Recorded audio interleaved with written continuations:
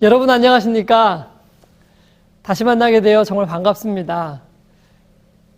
여러분과 이렇게 만나게 된 것도 벌써 16번째 시간이 되었네요. 그동안 함께 살펴본 여러 성경에 관한 내용들이 어떻게 여러분의 신앙에 좀 도움이 되셨는지 모르겠습니다. 정직하게 진리를 찾는 모든 분들께 하나님께서 함께 해주시기를 기도합니다. 우리는 지난 시간에 그리스도인과 재물에 대해서 함께 살펴보았습니다. 재물뿐만 아니라 우리가 가진 모든 것의 주인이 바로 하나님이시라는 것을 살펴보았죠. 그리고 재물에 대한 우리의 태도, 그것은 우리의 삶의 주인이 누군지를 나타내주는 중요한 척도가 되는 것임을 저희가 함께 공부해 보았습니다. 오늘 이 시간에는요, 제16과 사람의 사후 문제에 대해서 저희가 함께 살펴보도록 하겠습니다. 정말 많은 사람들이 궁금해하는 주제죠. 과연 사람이 죽으면 어떻게 되는 것일까? 종교의 특성은 인간의 죽음 이후의 세계를 다루고 있다는 것입니다. 그런데 정말 신기한 것은 물론 약간의 어떤 부분들은 좀 다를 수 있겠지만 거의 모든 종교들의 가르침 중에 천국과 지옥에 대한 가르침이 있다는 것입니다. 제가 언젠가 보성 쪽에 있는 한 절에 간 적이 있었는데요. 이름은 정확하게 기억이 안 납니다. 근데 그 사찰 벽에 온통 사람들이 지옥에서 고통을 당하는 그런 그림들이 그냥 그려져 있어요. 근데 그 그림들이 얼마나 적나라하고 무서운지 정말 너무 소름 돋고 끔찍하더라고요. 근데 그때 저는 깜짝 놀랐어요. 오늘날 대부분의 이 기독교에서 가르치는 이 지옥에 대한 똑같은 묘사가 바로 불교에도 똑같이 있더라고요. 그런데 여러분 그거 아시나요? 불교뿐만 아니라 힌두교와 이슬람교, 그 밖에 많은 종교들에서 그런 지옥의 똑같은 개념들을 가르치고 있다는 것을요. 그런데 여러분, 매우 안타깝게도 이런 지옥에 대한 이해는요, 전혀 성경적이지 않습니다. 일반적으로 오늘날 교회들은 지옥에 대해서 그렇게 가르치죠. 지옥에 가는 사람들은 그곳에서 영원히 죽지 않고 고통을 받게 된다. 끓는 유황불에도 들어갔다가 온몸이 막 가시에도 찔리기도 하고 하여튼 영원히 고통을 당하게 되니까 절대로 예수님을 믿어야 된다고 말이죠.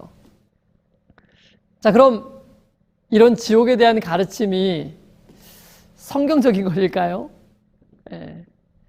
아주 기본적으로 우리가 자세히 살펴보지 않아도 아주 기본적으로 이러한 가르침이 절대로 성경적인 가르침이 될 수 없는 이유가 있습니다. 제가 몇 가지만 간단하게 말씀을 드려볼게요. 첫 번째는 이러한 지옥의 개념은 하나님의 성품인 사랑과 절대로 함께 갈 수가 없습니다. 성경은 하나님이 사랑이시라고 얘기를 했는데 아니 한 사람이 하나님을 믿지 않는다고 해가지고 영원히 타는 불에 넣고 그 사람을 저주하면서 영원토록 고통을 당하게 하신다? 그것은 사랑이라고 하시는 하나님의 속성이랑 저희가 함께 그림을 그릴 수가 없는 것입니다. 두 번째는 하나님의 공의와도 맞지 않습니다. 여러분 오늘날 법정에서도요, 이 죄인에게 형벌을 선고할 때 그 사람이 죄를 지은 만큼만 형벌을 내립니다. 그리고 최대의 형벌이 무엇입니까? 사형이에요. 근데 하나님이 죄인에게 내리시는 그 최소 형량이 뭐냐 하면은 영원한 지옥이에요. 1000년도 아니고 억만 년도 아니고 영원토록 그 고통을 주는 거예요. 사랑의 하나님께서 인간이 한평생 지은 죄 때문에 영원토록 지옥에서 고통을 당하게 하신다? 여러분 이게 잘 매치가 되실 수 있겠습니까?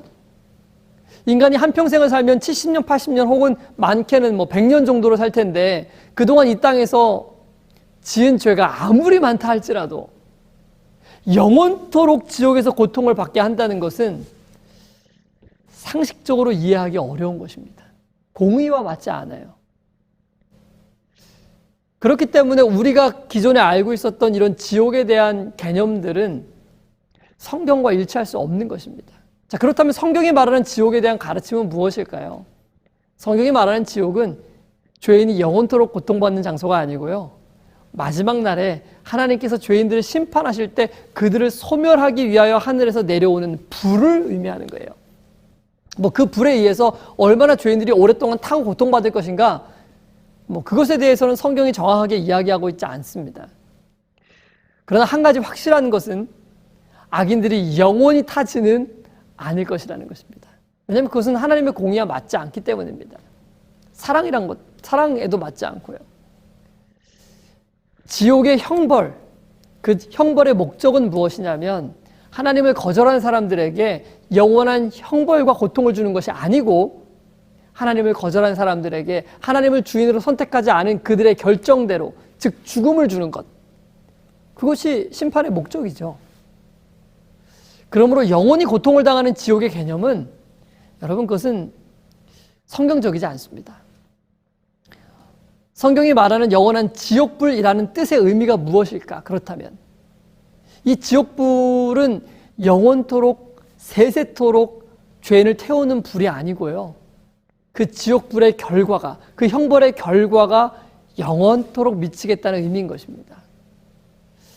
성경 소돔과 고모라의 사건은 우리에게 이 사실을 가장 잘 보여주는 예가 됩니다. 아브라함 시대, 그 시대에 소돔과 고모라는 가장 부패하고 타락한 도시였습니다. 그래서 하나님께서 심판을 하시게 됩니다. 근데 그 하나님 내리신 심판에 대해서 신약 성경 유다서에는 다음과 같이 기록하고 있습니다. 소돔과 고모라와 그 이웃 도시들도 저희와 같은 모양으로 간음을 행하며 다른 색을 따라가다가 영원한 불의 형벌을 받음으로 거울이 되었느니라.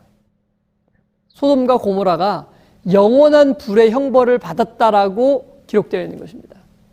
여러분, 만약 그렇다면, 그 불이 영원한 불이었다면 그 불은 지금까지 뭐 하고 있어야 됩니까? 여전히 타고 있어야 되죠. 그러나 소돔과 고모라를 태웠던 그 불은요, 이미 오래전에 꺼졌습니다. 그런데 왜 소돔과 고모라에 내렸던 그 불의 심판을 영원한 불이라고 성경이 표현했을까요? 왜냐하면 그 형벌의 결과가 영원하기 때문에 그런 것입니다. 그래서 지옥불은 그 불이 영원히 타는 불이기 때문에 영원한 불이라고 얘기한 것이 아니고, 그 형벌이 영원한 죽음의 결과를 가져오기 때문에 성경은 그것을 영원한 불이라고 표현하고 있는 것입니다.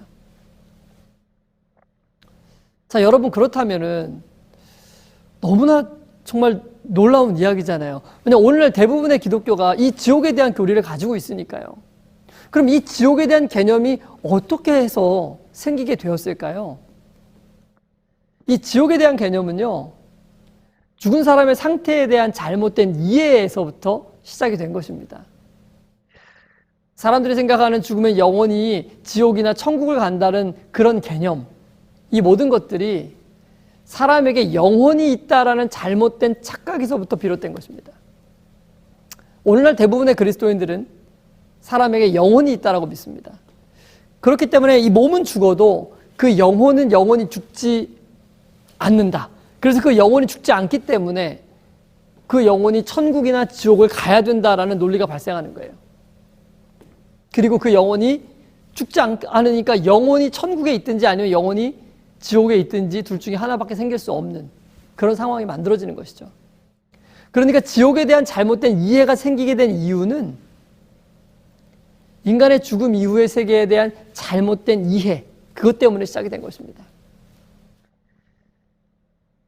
바로 몸은 죽어도 영혼은 죽지 않는다는 잘못된 사상 때문에 결국은 지옥에 대한 교리가 생겨나게 된 것이죠. 이렇게 몸은 죽어도 영혼은 죽지 않는다는 이 사상, 여러분 이것을 뭐라고 부르는지 아십니까? 이것을 영혼불멸, 영혼불멸설이라고 부릅니다. 영혼이 불멸한다는 뜻이에요. 영혼은 죽지 않는다는 뜻이에요. 자, 정말로 대부분의 신앙인들이 믿고 있는 것처럼 몸은 죽어도 영혼은 죽지 않는 것일까요? 성경은 이것에 대하여 어떻게 이야기하고 있을까요? 전도서 9장 5절에는 다음과 같이 기록합니다. 무릇 산 자는 죽을 줄을 알되 죽은 자는 아무것도 모르며 다시는 상도 받지 못하는 것은 그 이름이 잃어버린 바 됨이라. 죽은 자는 아무것도 모른다라고 성경은 분명하게 기록하고 있습니다. 한 절 더 보시죠. 시편 115편 17절인데요.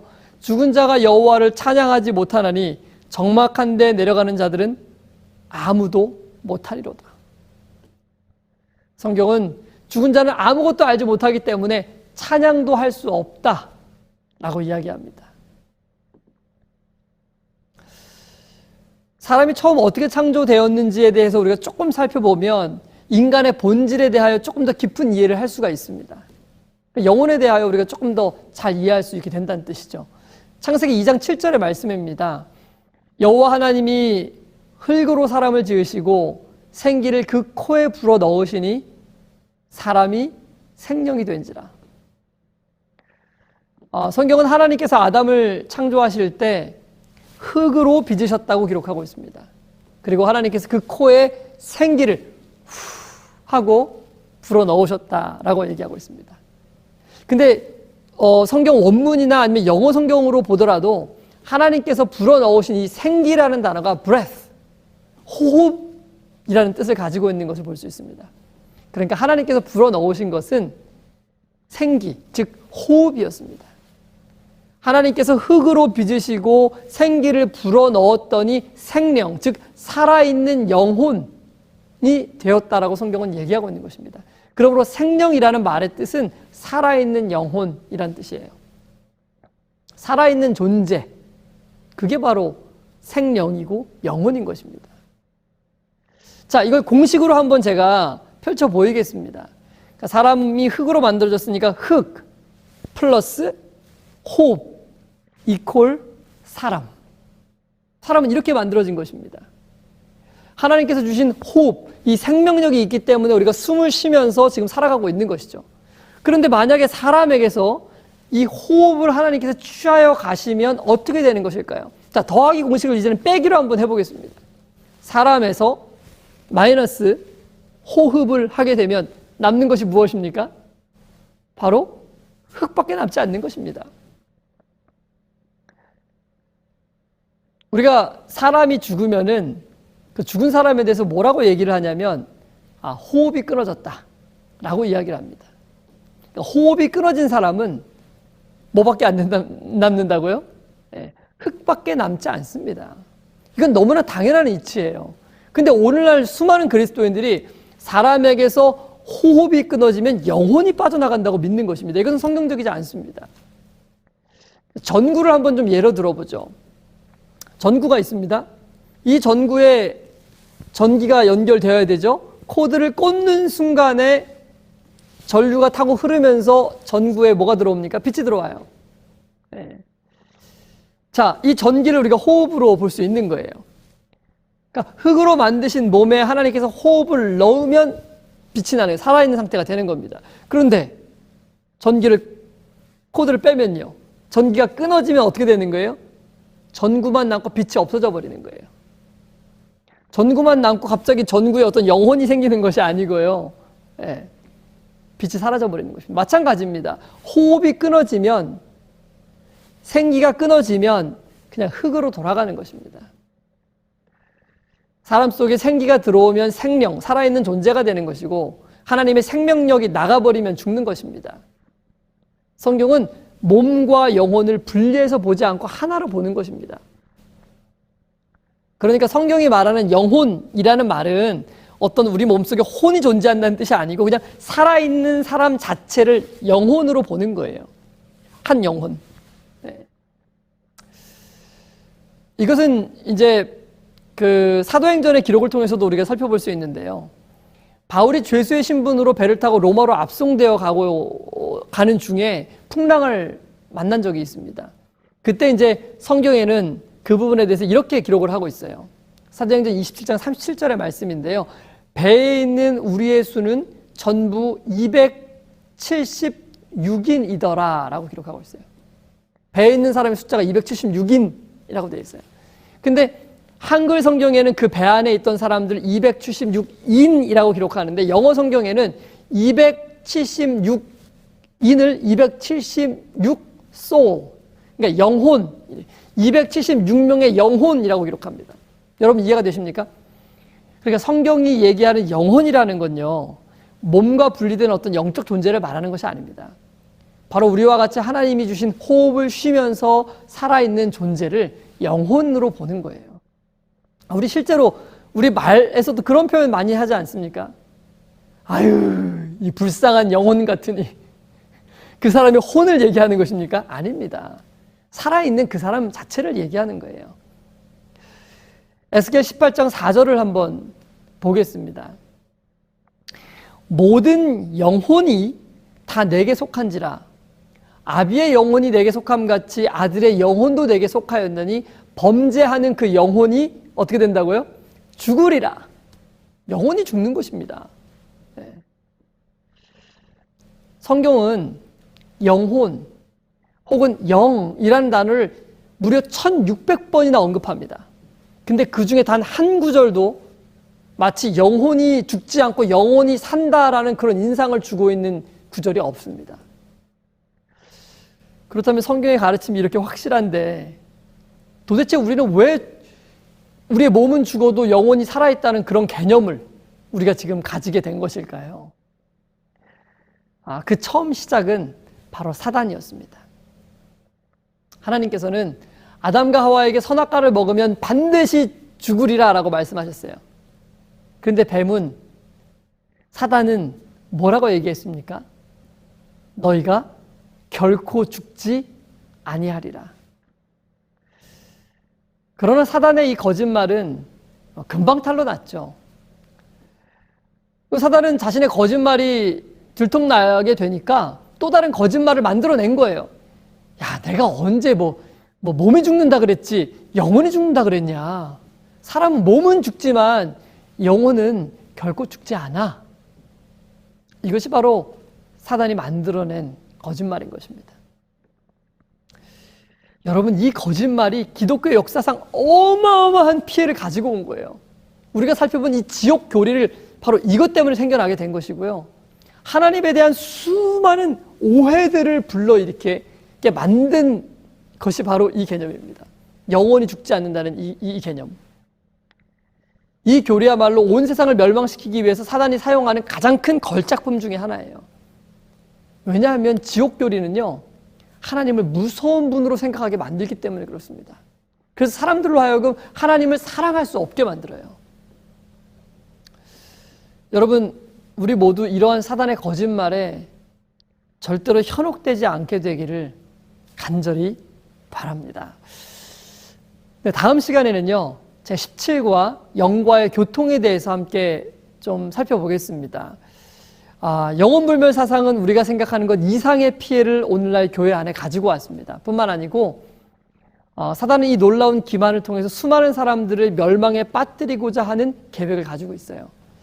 그래서 우리는 이 한 시간만 공부해서는 안 되고 다음 시간에 이어서 이 영혼불멸, 그리고 영혼의 상태, 그리고 우리가 어떻게 이런 오류에서 벗어날 수 있는지 함께 공부해 보도록 하겠습니다. 다음 시간에 다시 찾아뵙겠습니다. 여러분 안녕히 계십시오.